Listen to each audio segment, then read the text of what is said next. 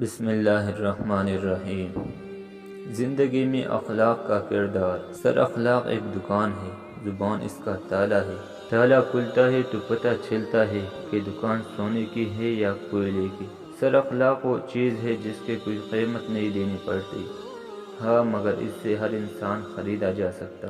سر خوبصورت عمل انسان کی شخصیت بدل دیتا ہے اور خوبصورت اخلاق انسان کی زندگی۔ سر اگر چاہتے ہو کہ تمہارا نام باقی رہے تو اپنے بچوں کو اچھے اخلاق سکھاؤ۔ سر محبت سے زندگی خوبصورت اور اخلاق سے خوشگوار بنتی ہے۔ سر جو عزت اور پیار تمہیں دوسروں سے ملتا ہے وہ حقیقت میں تمہاری ہی اخلاق کا تحفہ ہے۔